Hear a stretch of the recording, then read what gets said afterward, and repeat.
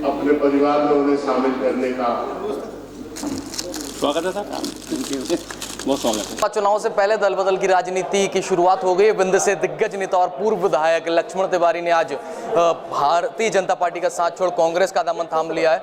क्या कहना चाहेंगे सर, क्या वजह रही? कांग्रेस ही एक ऐसी पार्टी है जो इस समय ये जो राजनीतिक उठापटक और बदले की भावना की राजनीति चल रही है, कांग्रेस ही राष्ट्रीय पार्टी है जो इसको रोक सकती है, क्योंकि पूरे देश में इसका संगठन है। ये पुरानी पार्टी है और अब ऐसे स्थितियों में ये लगने लगा कि देश को बचाना है, लोकतंत्र बचाना है, संविधान बचाना है, समाज बचाना है।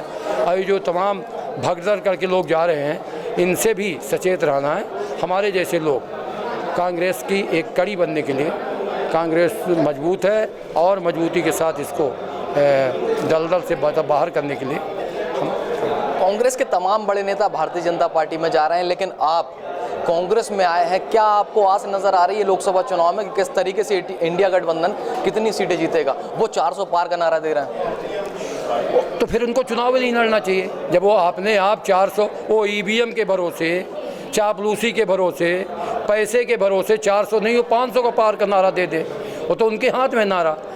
कोई देश का सम्मानजनक व्यक्ति तो कोई ऐसा नारा दे नहीं रहा, तो 400 को दे दे, 500 को दे, उनके हाथ में है, उनके मुंह में है। इसलिए इस नारा का समापन हो जाएगा 4 जून को। पूरे देश में 2 महीना चुनाव होंगे। ये क्या है, इसको समझ रहे हैं? 5-5 मध्य प्रदेश में 5 चुनाव, 6 चुनाव, 8 चुनाव, ये क्या है? ये बारी बारी से अपने सहूलत के अनुसार पहुंच जाएं, उनके पास संसाधन है।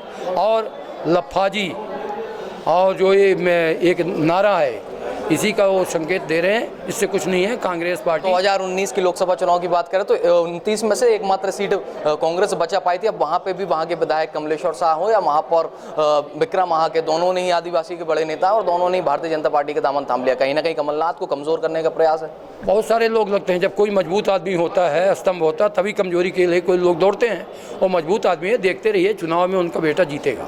राजनीति में आपका काफी अनुभव रहा है, बिंद क्षेत्र के बड़े नेता माने जाते हैं, कांग्रेस में आया है, क्या कुछ वहाँ की स्थिति सुधरेगी लोकसभा चुनाव में? बिल्कुल सुधरेगी। मैं मानता हूँ कि जनता के बीच में मेरे प्रति वोट के लिए कितना कन्वर्सन है मैं नहीं कह सकता, मगर प्रेम है, भाव है, और लोग मानते हैं कि लक्ष्मण तिवारी जो बोलता है बेबाक बोलता है।